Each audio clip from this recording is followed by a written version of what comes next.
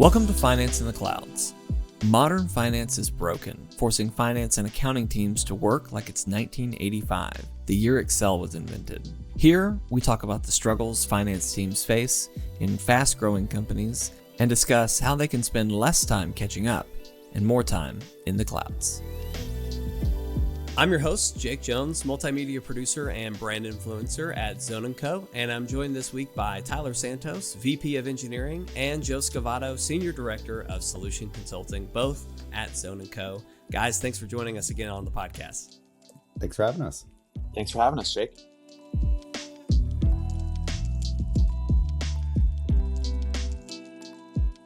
Adopting an ERP or integrating your business into a new ERP can be a daunting task. Setting up a good foundation is crucial to your business success.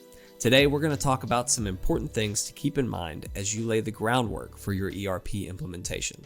Joe, Tyler, it's great to have you both back on the podcast again, talking about how to create a successful foundation of an ERP adoption. Excited to get into this topic, but before we do, I wanted to give you both a space to talk about yourselves and what you do for us here at Zone. Hi, everyone. My name's Tyler Santos. I've been with Zone for about 4.5 years. I am the VP of Engineering. My team is responsible for building customizations for our NetSuite implementations and Zone billing implementations to, enhance the processes that our clients have in their NetSuite environments. My team also works on building of our suite apps, so Zone billing, Zone payments, Zone capture, Zone approvals, etc. So thanks so much for having me again on the podcast. Hi, everyone. I'm Joseph Scavotto.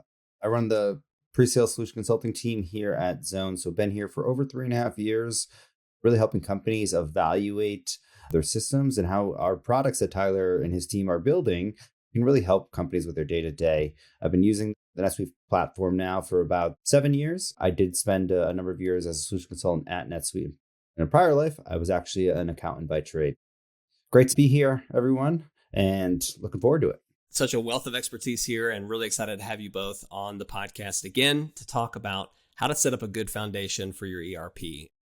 We've had a couple of different conversations on the podcast about data migration, and even us, we've talked before about automation in your finance system and in your ERP. But a lot of it comes down to setting up a good foundation when you first set up your ERP.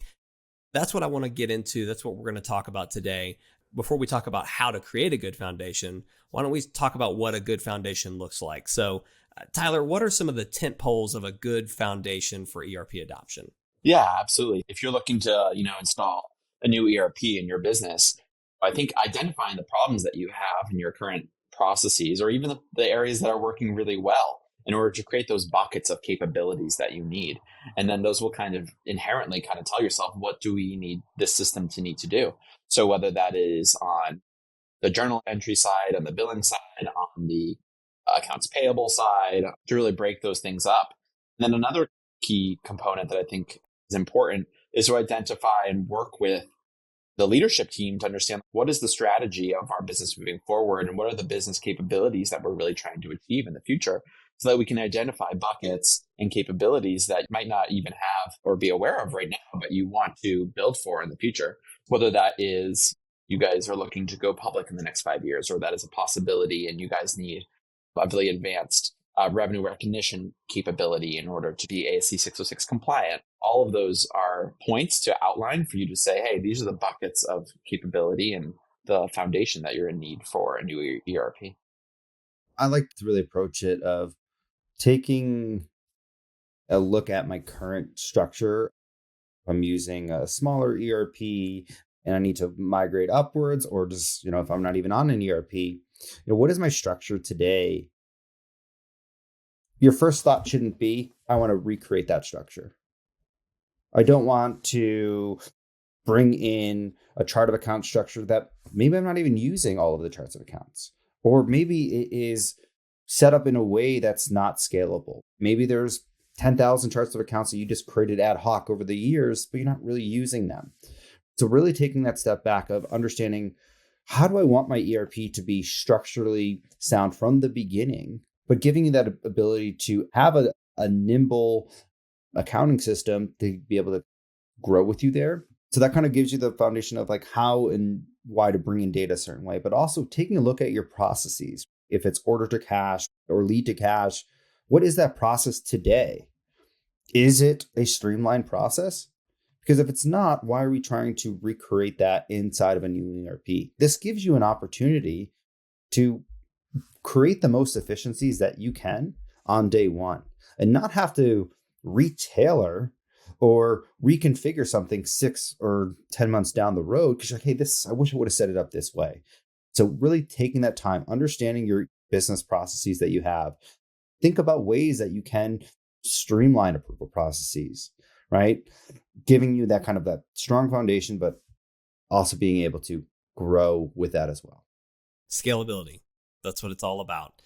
How can a company start to build towards this foundation and having a good foundation? So I guess what I'm really asking here is, what are some things that a company could start doing now, start organizing their data now or organizing their workflow to prepare them for when they do eventually get into their ERP? What are some key things that they really need to look at doing to make sure they have a good foundation to start with?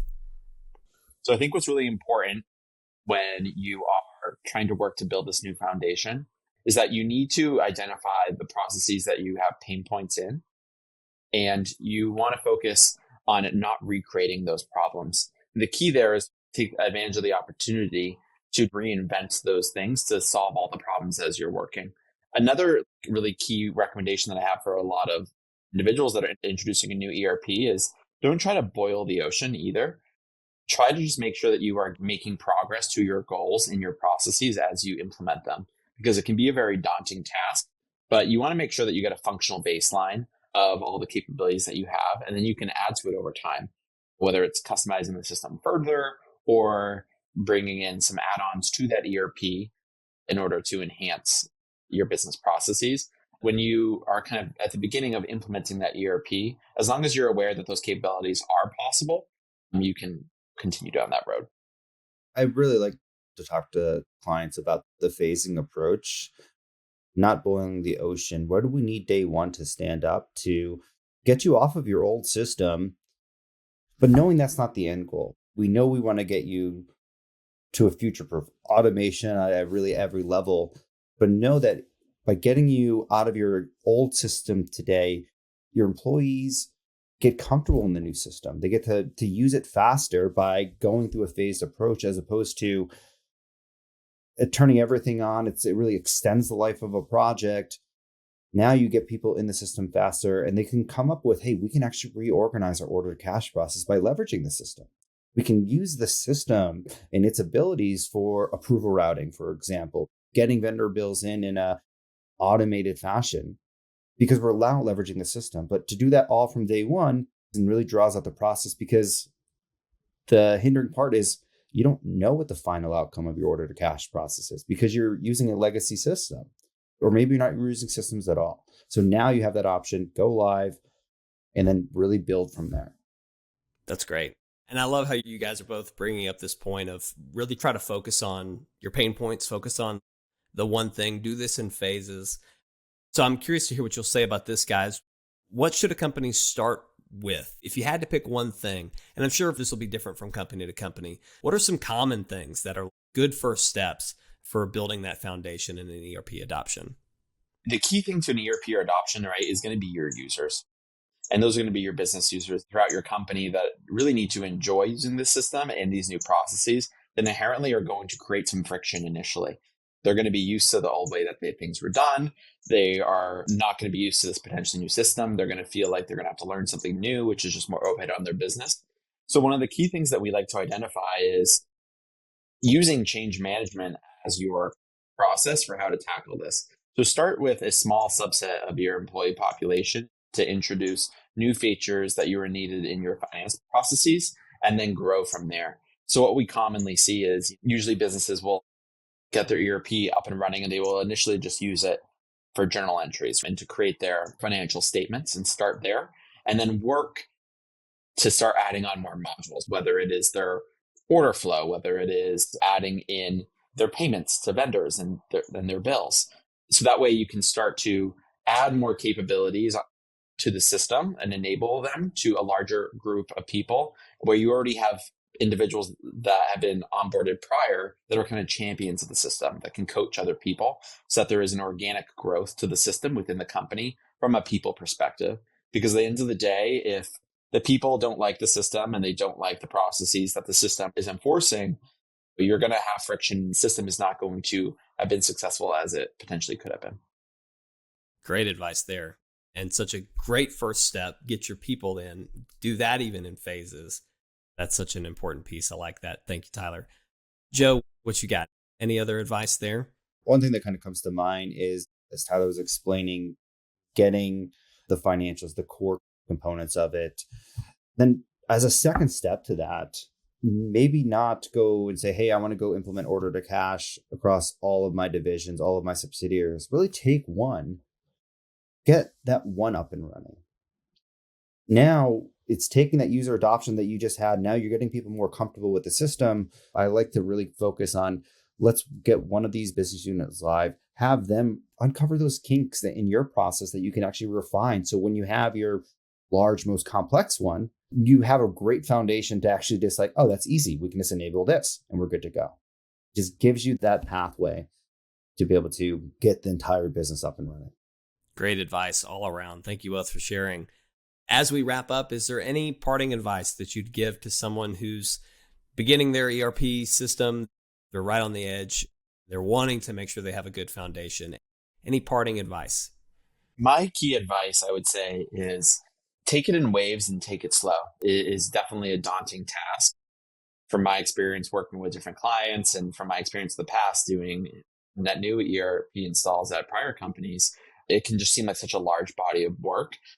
Take your time, do your due diligence. Do not rush the process, because focusing on getting it right and being really aware of how your company needs these business processes to work within a system is going to enable everybody within the company to be on board and the success of the entire implementation to go really well.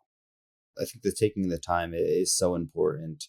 Do not rush this. Do not try to force the system to go live tomorrow when, hey, we need an extra week. Really give yourself the pathway for the end goal, which is to have the most automated, structurally sound ERP that gives you the ability to grow. And that really starts with taking the time, taking it step by step. Don't rush the process, and being able to really uncover, how do I do things today? And how do I want to do things tomorrow? How do I want to give my users the most information that they need at their fingertips to run their day-to-day operation?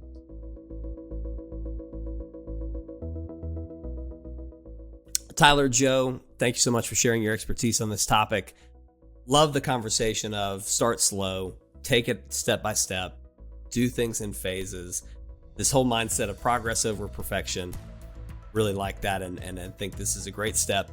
Hopefully our listeners have gotten some really important first steps of how they can really start to set up their foundation for a good, successful ERP adoption. So thank you again both for sharing today. Thanks for having us, Jake. Thanks so much. And now we want to hear from you. Are you considering an ERP for your business? Let us know by emailing hello@zoneandco.com. Finance in the Clouds now posts bi-weekly on Fridays. If you enjoyed today's conversation, be sure to subscribe to Finance in the Clouds wherever you get your podcasts, or watch us on YouTube on the Zone & Co YouTube channel. Be on the lookout for articles and guides all about this topic at zoneandco.com.